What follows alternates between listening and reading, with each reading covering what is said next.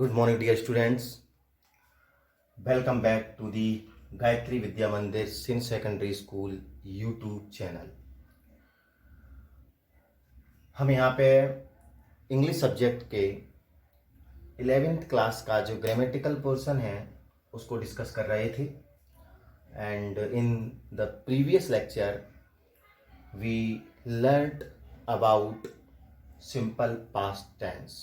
जो भी हमने पास्ट इंडेफिनिट टेंस कहते हैं या सिंपल पास्ट टेंस कहते हैं उसके बारे में हमने लर्न किया था, उसके बारे में सीखा, जिसमें how to make affirmative sentences and how to make negative sentences. इसके रूल्स क्या होते हैं, इनको किस प्रकार से किया जाता है, इसकी हिंदी जो आपके सेंटेंस होते हैं उनकी पहचान क्या होती है, इस सभी के बारे में हमने डिस्कस किया था, इसको लर्न किया था.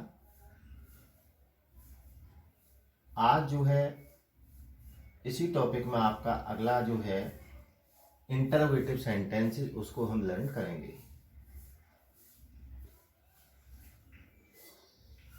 सिंपल पास्ट टेंस पहचान आपको मैंने पिछले वीडियो में बताई थी. था, थी, थे या फिर केवल या ही, इस प्रकार से.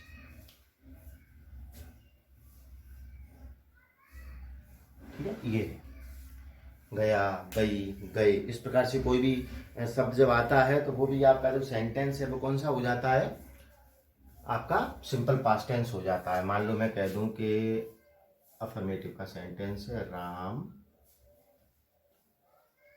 बाजार गए. अब आप देख रहे हैं कि राम बाजार गया, तो अब यहाँ पे क्या आया, या. ये आप देख सकते हैं क्या है, ये आया है. इसका मतलब यहाँ पे जो टेंस आपका है वो कौन सा है, सिंपल पास्ट टेंस है. और सिंपल पास्ट टेंस के लिए आपको जो अफर्मेटिव सेंटेंस होते हैं उनका पैटर्न आपको बता दिया था. सबसे पहले सब्जेक्ट, सब्जेक्ट के बाद जो भी वर्ब होगी उसकी सेकंड फॉर्म, और उसके बाद आपका ऑब्जेक्ट. तो यहाँ पे कार्य को करने वाला कौन है, राम है. तो ऐसी स्थिति में यहाँ पे क्या करोगे आप, राम कर दिया. आपकी मेन वर्ब बाजार नहीं, क्या है, गया यानी जाना. जाने को बोलते गो, तो इसकी सेकंड फॉर्म लगानी है. गो की सेकंड फॉर्म हो जाएगी वेंट. कहाँ गया, बाजार, तो टू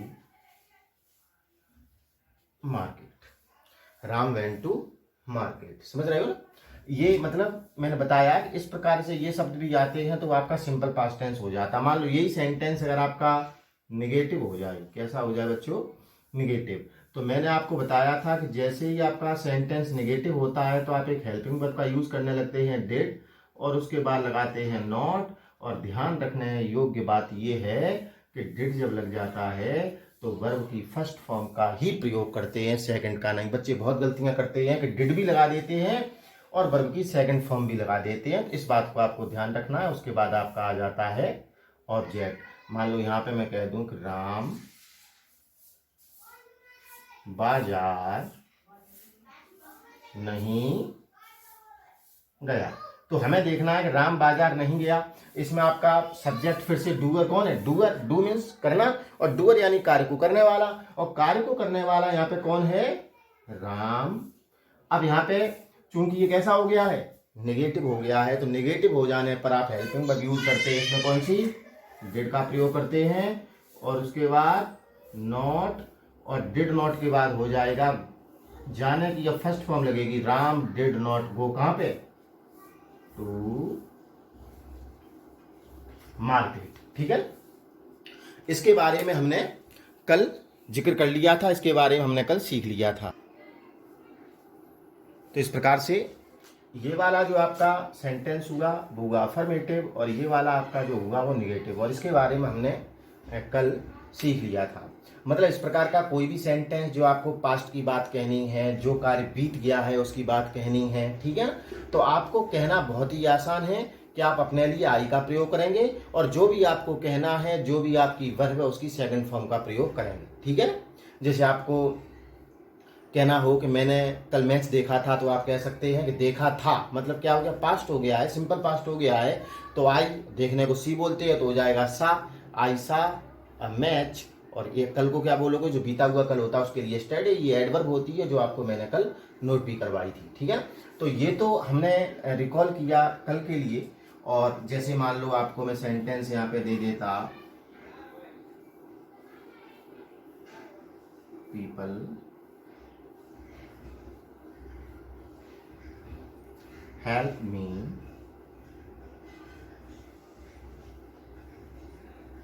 यस्टरडे, ओके। अब यहाँ पे हेल्प लिखा हुआ है और यहाँ पे यस्टरडे आ गया है, तो आप समझ जाएंगे कि yesterday, the previous day, the last day, ये सब आपके जो है दी अदर डे, ये सब किसके हैं, सिंपल पास्ट टेंस के। आपको देखना है सिंपल पास्ट टेंस का ये सेंटेंस कैसा है, अफर्मेटिव है। तो अफर्मेटिव में एकदम से आपके दिमाग में क्लिक हो जाना चाहिए कि अफर्मेटिव सेंटेंस के लिए मुख्य क्रिया की दूसरी अवस्था का प्रयोग करते हैं। तो यहाँ पे क्या हो जाएगा बच्चों, हेल्प हो जाएगा। तो क्या, पीपल हेल्प मी यस्टरडे। बस ये चीजें ध्यान रखनी है। अगर यहीं पे मैं कह देता, अगर यहीं पे मैं कह देता नॉट हेल्प, मैं क्या कहता, नॉट हेल्प। अब नॉट हेल्प देखो, नॉट आवश्यक नहीं है कि हमेशा ही आपका नॉट यहाँ पे रिक्त स्थान में बीच में आए। ये भी आवश्यक है कि नॉट जो है हो सकता है आपके ब्रैकेट के अंदर ही आए। ब्रैकेट के अंदर आया तो बाहर लिखना पड़ेगा, जैसे वर्ब आती है, वर्ब को भी बाहर लिखते हैं तो नॉट को भी बाहर लिख देंगे।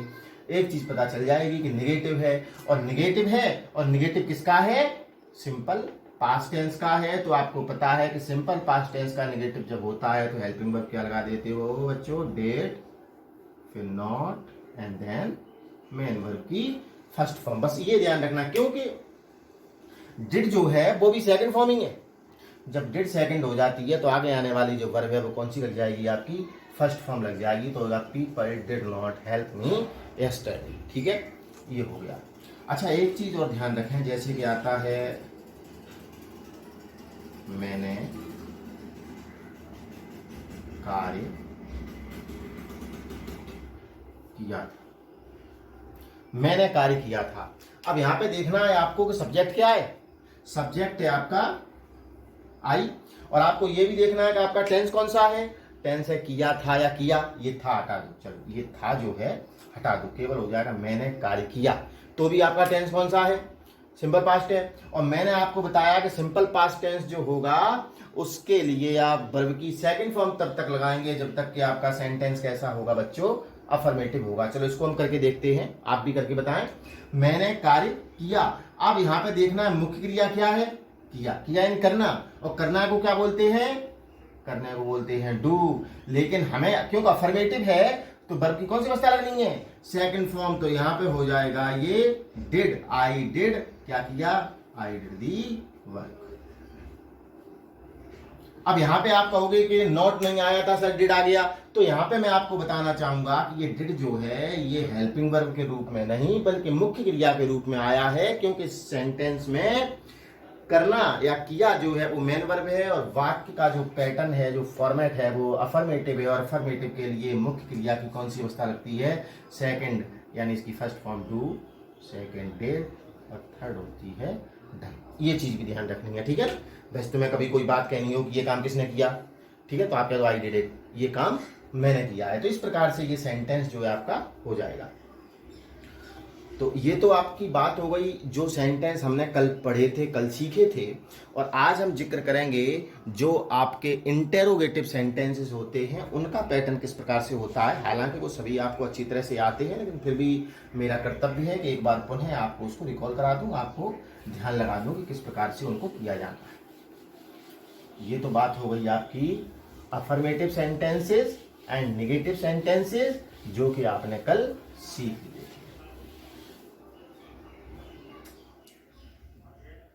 अब यहां पे हेडिंग डाल देते हैं हम,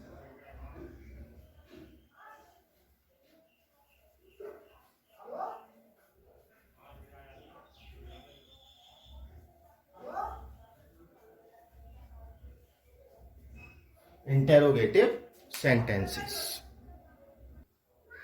इंटेरोगेटिव सेंटेंसेस। अब इंटेरोगेटिव सेंटेंस में जैसा कि आपको पहले ही पता है, यहाँ पे आपका जो पैटर्न है वो दो प्रकार के होते हैं। एक तो होता है yes no answer type question, yes no answer type question, और दूसरा होता है बच्चों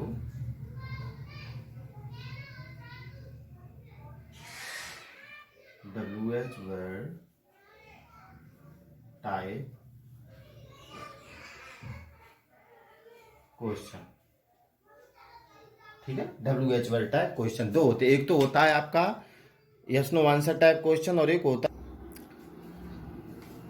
तो इनके जो पैटर्न है, अब चूंकि आपको पता है कि जब भी यस नो आंसर टाइप कोई भी क्वेश्चन होता है वो हेल्पिंग वर्ब से शुरू होता है सिंपल पास्ट टेंस में, चाहे आपका सब्जेक्ट सिंगुलर हो या प्लूरल हो, आपकी जो हेल्पिंग वर्ब होगी वो क्या होगी बच्चों, डिड।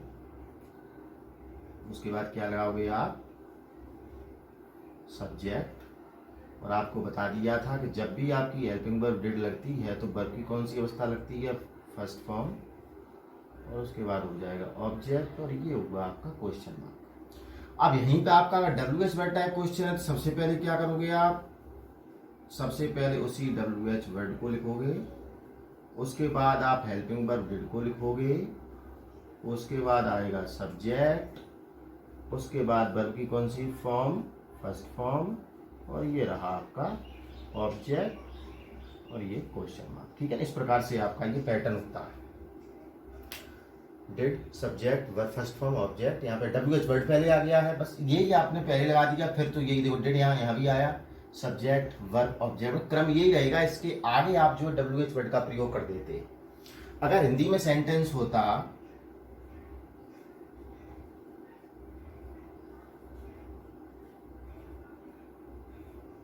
क्या आपने मुझे एक किताब दी थी, क्या आपने मुझे एक किताब दी थी, या हो सकता है माँ ने हमें कहानी कब सुनाई, केवल सुनाई या फिर सुनाई थी, तो ये रहा क्वेश्चन मार्क। अब आप देख सकते हैं दोनों ही सेंटेंस जो है आपके इंटेरोगेटिव है, ये तो आपका yes no answer type question है। आप ये भी समझ लें कि मैं बार बार जो yes no answer type question की बात कर रहा हूं इसका मतलब क्या है, मैं यस नो आंसर टाइप की जो बात कर रहा हूं उसका तात्पर्य क्या है, मतलब कहने का ये है इस प्रकार के प्रश्न जिन प्रश्नों का जवाब हाँ या ना में दिया जा सके, वो केवल कौन से होते हैं, जो आपके इंग्लिश में हेल्पिंग वर्ब से शुरू हुए हों और जो हिंदी में आपके क्या से शुरू हुए हों। जैसे मैं कह दूं क्या आपने मुझे एक किताब दी थी, तो कह सकते हो हाँ, और ये भी कह सकते हो ना। लेकिन अगर कह दें माँ ने हमें कहानी कब सुनाई थी, तो इसका हाँ ना में जवाब नहीं आएगा, ये पूरा बताना पड़ेगा, टाइम बताना पड़ेगा कब सुनाई थी। ठीक है ना, तो ये होता है आपका yes no answer type question. तो आप देखो, आपको बता दूं पहले भी बताया कि जब कभी भी किसी सेंटेंस में सबसे पहले क्या शब्द आ जाता है तो उसकी अंग्रेजी वर्ड का प्रयोग न करके आपको ये देखना पड़ेगा कि वो सेंटेंस कौन से टेंस का है। हमने देख लिया कि टेंस कौन सा बच्चों, सिंपल पास्ट टेंस है, तो सिंपल पास्ट टेंस में अब देखना है आपको, वैसे तो दूसरे टेंस होते तो आपको देखना पड़ता सिंगुलर या प्लूरल, लेकिन यहाँ पे देखने की आवश्यकता नहीं है क्योंकि दोनों के लिए ही आपकी जो हेल्पिंग वर्ब है वो कौन सी है, डिड। डिड के बाद क्या कर दोगे, आपने, आपने मतलब यू, डिड यू। अब यहां पे देखना है, देखो डिड भी हो गया, सब्जेक्ट आपका यू हो गया, आपकी वर्ब क्या है, देना, और देने को क्या बोलते हैं, गिव बोलते हैं। क्या बोलते हैं, गिव। अगर यहाँ पे अफर्मेटिव सेंटेंस होता ना तो गिव लगा करके हम वर्ब की सेकंड फॉर्म लगाते तो हो जाता गिव, तो डिड यू गिव। अब देखना है आपका ऑब्जेक्ट क्या है, मी। आपके यहाँ पे दो ऑब्जेक्ट हैं, आपका मी भी ऑब्जेक्ट है और साथ साथ बुक भी ऑब्जेक्ट है। तो हमने पहले क्या किया, सजीव गम लिख दिया, ये इनडायरेक्ट ऑब्जेक्ट है कि डायरेक्ट ऑब्जेक्ट है, ठीक है ना, सजीव और निर्जीव तो गया, डिड यू गिव मी, फिर यहाँ पे क्या है, बुक, ये question mark, did you give me a book, क्या आपने मुझे एक किताब दी थी। अब यहाँ पे देखना है माँ ने हमें कहानी कब सुनाई थी, यहाँ पे देखना है कि हिंदी वाक्यों में देखना पड़ता है कि कब, मतलब कौन सा शब्द है जो WH वर्ड है जो वाक्य के बीच में आया है, तो यहाँ पे कौन सा आया है, कब आया है, कब को आप क्या बोलते हैं, तो ये WH वर्ड हो गया, व्हेन। अब मैं देखना टेंस आपका कोई सिंपल पास्ट है और कर्ता कौन है, माँ, तो आपकी हेल्पिंग वर्ब क्या लगेगी, डिड, व्हेन डिड, फिर क्या है, मदर, सुनाने को क्या बोलते हैं, tell, when did mother tell. अब आपका ऑब्जेक्ट क्या है, हमें, हमें मतलब अस, क्या सुनाया, अ स्टोरी, ये हो गया, when did mother tell us a story, यानी माँ ने हमें कहानी कब सुनाई थी। तो ये सेंटेंस जो है आपका yes no answer type question हो गया, ये WH वर्ड टाइप क्वेश्चन हो गया। Yes no answer type question के लिए आपका एग्जांपल इस प्रकार से है और इसके लिए आपका एग्जांपल जो है वो इस प्रकार से है, ठीक है ना। ये आपको समझना बेहद जरूरी है। हालांकि आपसे हिंदी में सेंटेंस नहीं आते जो इंग्लिश में कन्वर्ट करवाई जाए, ट्रांसलेट करवाई जाए, बल्कि आपके लिए तो इंग्लिश में ही आता है और वही आपको करना पड़ता है। किस प्रकार से आएगा हम उस पर भी देख लेते हैं। जैसे मान लो यहाँ पे आ गया ये रिक्त स्थान,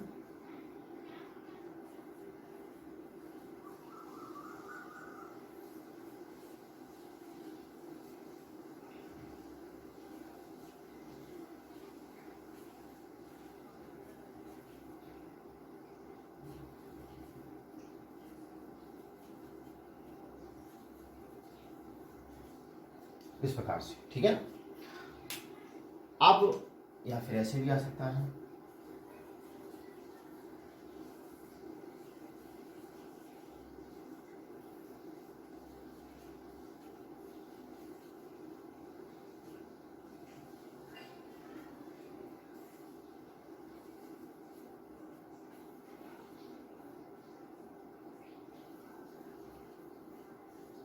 इस प्रकार से भी आ सकता है।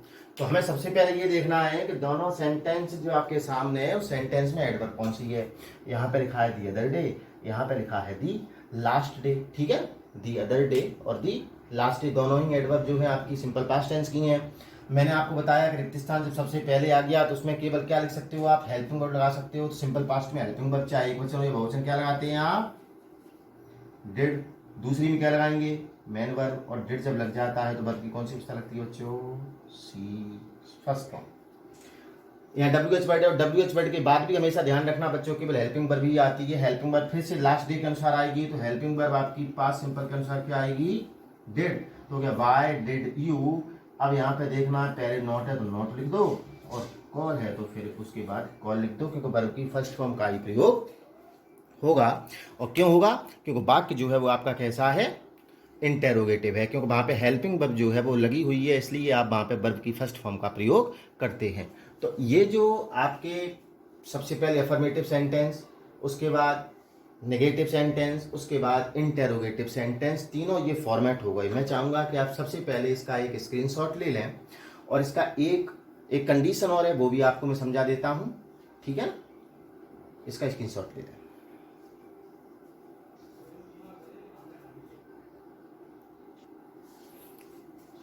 हाँ तो बच्चों जैसा कि मैंने बताया इसकी आपकी कंडीशन है वो बता देता हूँ। आपको ध्यान होगा कि एक कंडीशन हम एक टेंस में पढ़ भी चुके हैं, प्रोबेबल कंडीशन। आपको ध्यान होगा प्रोबेबल कंडीशन हमने सीखा था सिंपल प्रेजेंट टेंस जब पढ़ रहे थे।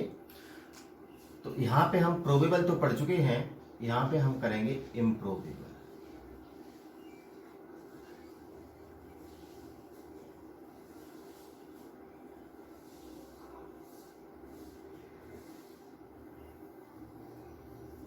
यहाँ पे लिख देंगे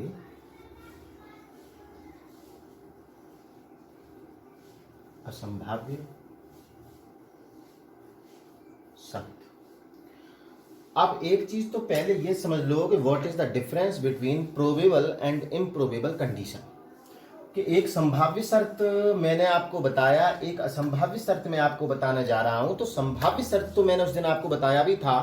संभाव्य शर्त का तात्पर्य ये होता है कि जो भी शर्त रखी गई है यदि उस शर्त को पूरा कर दिया जाए तो जो भी आपका रिजल्ट है उसके प्राप्त होने की संभावना है। संभाव्य है मतलब संभावना है। यदि आप मेहनत करोगे तो अच्छे अंक प्राप्त करोगे। तो यदि आप मेहनत करोगे, कंडीशन है, यदि उसको पूरा कर दो, आपके वास्तव में मेहनत करो तो निश्चित रूप से जो परिणाम है अच्छे अंक प्राप्त करने का वो संभव होगा और आप प्राप्त कर लोगे। तो ये तो संभाव्य शर्त होती है। तो फिर असंभाव्य शर्त क्या है, देखो असंभाव्य शर्त है, ये असंभव शर्त नहीं है। इसके बाद एक असंभव शर्त भी आप पढ़ेंगे। असंभव शर्त तो आप मैं कह दूं जैसे कि यदि आपने मेहनत की होती तो पास हो जाते, असंभव हो गया। वो काम निकल गया, वो समय निकल गया, उस टाइम आपने मेहनत भी नहीं की और आपके परिणाम भी अच्छे प्राप्त नहीं हुए, ठीक है ना। यदि आपने मेहनत की होती तो पास हो जाते, यदि अच्छा खेलते तो जीत जाते। तो इस प्रकार की वो असंभव है, लेकिन ये असंभव नहीं है, ये उन दोनों के बीच की स्थिति है, ये संभाव्य और असंभव के बीच की स्थिति है, जिसको आप असंभाव्य कहते हैं। तो असंभाव्य क्या है, आपको मैं जैसे कह दूं कि यदि मेरे पास पैसे होते तो मैं आपको दे देता। देखो ये असंभव नहीं है, ये असंभाव्य है। अभी मेरे पास पैसे नहीं इसलिए मैं नहीं दे पा रहा हूं, हो सकता है थोड़ी देर बाद मेरे पास पैसे होंगे और मैं आपको दे दूंगा। तो ये क्या है कि ये असंभव नहीं है और ये संभाव्य भी नहीं है, ये बीच की स्थिति हो जाती है, असंभाव्य। और ये आपका जो है सबसे पहले जो इफ क्लॉज होता है, आपको बता दूं, इफ क्लॉज जो है, इफ क्लॉज आएगा, उसके बाद आपका एक सब्जेक्ट आता है बच्चों, सब्जेक्ट के बाद जो भी आपका टेंस आता है वो होगा simple past tense, simple past tense. उसके बाद कॉमा आएगा, फिर से यहाँ पे सब्जेक्ट आएगा, सब्जेक्ट के बाद यहाँ पे हेल्पिंग वर्ब या तो आएगा वुड या आएगा शुड, और उसके बाद आएगा वर्ब की फर्स्ट फॉर्म। ये आपके फॉर्मेट है, ये आप इसका स्क्रीनशॉट भी ले लेना और इसको नोट भी कर लेना, ये आपका फॉर्मेट रहेगा। अब देखो वहां पे प्रोबेबल कंडीशन हम जब पढ़ रहे थे तो प्रोबेबल कंडीशन में यहाँ पे सिंपल प्रेजेंट आता था, यहाँ पे फ्यूचर सिंपल आता था, विल सेल, तो विल सेल भी यहाँ पे आपको रिक्त स्थान के रूप में पूछा जा सकता है, यहाँ पे आपका सिंपल प्रेजेंट भी पूछा जा सकता है। लेकिन अगर हम असंभाव्य शर्त की बात करें, आगे हम असंभव शर्त की बात करें, तो इस तरफ रिक्त स्थान नहीं आता है, केवल किस तरफ आएगा, यहाँ पे आएगा। आप समझ लें कि जब संभाव्य शर्त पढ़ रहे थे तो यहाँ पे विल और सेल आता था। आपको पता होगा बच्चों, विल का पास्ट वुड होता है, सेल का पास्ट शुड होता है। तो जब यहाँ पे पास्ट हो गया है विल और सेल का, तो इधर भी क्या कर दोगे आप, प्रेजेंट की जगह सिंपल प्रेजेंट की जगह क्या कर दोगे, सिंपल पास्ट कर दोगे। इस प्रकार से आप याद भी रख सकते हैं, ठीक है। तो ये आपका पैटर्न रहता है। सेंटेंस किस प्रकार से पूछा जाता है वो भी देख लें। इफ आई, यहाँ है मन, कॉमा, आई वो गिव यू, इस प्रकार से आएगा, ठीक है। कि इफ आई रिक्त स्थान कोष्टक में have money I would give you. अब देखो I would give you, would आ गया, विल तो नहीं है, सेल तो नहीं है। अगर यहाँ विल और सेल आ जाएगा तो यहाँ पे क्या होगा, सिंपल प्रेजेंट टेंस, तो हो जाएगा प्रोबेबल कंडीशन। लेकिन यहाँ पे वुड आया है, विल का पास्ट आया है, तो इस तरफ भी आपको पास्ट ही करना पड़ेगा। अब यहाँ पे सिंपल पास्ट आपको बनाना है, देखना है सिंपल पास्ट टेंस के लिए यहाँ पे सेंटेंस आपका अफर्मेटिव, नेगेटिव या इंटेरोगेटिव कैसा है। ये सेंटेंस है आपका अफर्मेटिव, और आपको अच्छी तरह से बता रखा है कि जब भी सेंटेंस आपका अफर्मेटिव होता है तो आप मुख्य क्रिया की दूसरी अवस्था का प्रयोग करते हैं, और हैव की दूसरी अवस्था क्या होती है बच्चों, हैड होती है। और थर्ड फॉर्म भी क्या होती है, हैड होती है। तो ये हो जाएगा if I had money I would give you. तो ये आपका कौन सा कंडीशन हो गया। इसमें रिक्त स्थान फिर से बता रहा हूं, केवल और केवल यहाँ कंडीशनल सेंटेंस में आएगा, कंडीशनल क्लॉज में आएगा, इस तरफ नहीं आएगा। यहाँ पर रिक्त स्थान कभी भी नहीं आएगा, कि वो वुड जो है वो जब लग जाता है तो वो एक प्रकार का मॉडल है, और आपसे यहाँ टेंस भरवाया जाएगा, न कि मॉडल भरवाया जाएगा। हाँ, मॉडल में आ सकता है कि यहाँ पे इफ आई हैड मनी दे दिया होता और कॉमा के बाद यहाँ पे रिक्त स्थान देते, तो यहाँ पे आप वुड का प्रयोग कर सकते हो, ऑप्शन में शुड है तो शुड का भी प्रयोग कर सकते हो। लेकिन यहाँ पे तो आपसे टेंस भरवाया जाएगा, इसका रिक्त स्थान कभी नहीं आएगा, इसका आएगा। तो जो भी यहाँ पे क्रिया है, अगर अफर्मेटिव सेंटेंस उसको किस में कर दो, सेकंड फॉर्म में। अगर नकारात्मक है तो सहायक क्रिया डिड लगा के, नॉट लगा के वर्ब की फर्स्ट फॉर्म करनी है। तो एक आपको ये बहुत ही महत्वपूर्ण रूल है, और अक्सर करके ये सेंटेंस आपके पूछ लिए जाते हैं। और इसी सीरीज में एक और आपको ध्यान रखना है,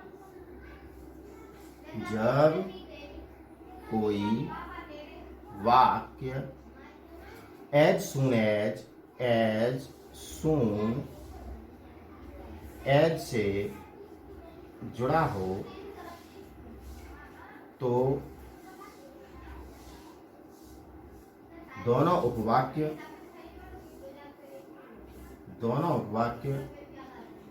सिंपल पास्ट टेंस में बनते हैं। ये आप ध्यान रखना, ठीक है ना। जैसे सेंटेंस आ जाए एज सून एज,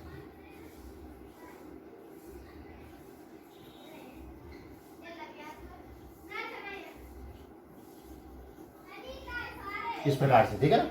जैसे सेंटेंस दे रखा है एज सून एज राम कोष्टक में दे रखा है रिक्त स्थान के बाद सी में ही रहना वे, तो देखना यहाँ पे आपका रैन पहले से ही आ गया, मतलब वर्ग की कौन सी अवस्था है, सेकंड है, और एज सून एज से जुड़ गया तो दोनों तरफ क्या होगा, सिंपल पास्ट ही होगा। अफर्मेटिव साइन, इसके अफर्मेटिव भी बनते हैं यहाँ पे, ठीक है, अफर्मेटिव भी बनेंगे एज सून एज से, तो सी की सेकंड फॉर्म क्या हो जाएगी, सा। तो देखो ये भी सिंपल पास्ट टेंस है, ये भी सिंपल पास्ट टेंस, तो एज सून एज, ये भी नहीं ध्यान रखना, एज सून एज से जुड़ने वाला वाक्य जो है वो किसमें बनेगा, सिंपल पास्ट टेंस में बनेगा, ठीक है ना। ये प्रोबेबल कंडीशन है, ये एज सून एज का रूल है, इंटरोगेटिव सेंटेंस का पैटर्न आपको समझा दिया है। उम्मीद करता हूँ आपको ये समझ में आ गया होगा, और अगले वीडियो में इसकी एक एक्सरसाइज जो है वो हम लेकर के आएंगे, ठीक है ना। तब तक आप पढ़ते रहें, स्वस्थ रहें, धन्यवाद।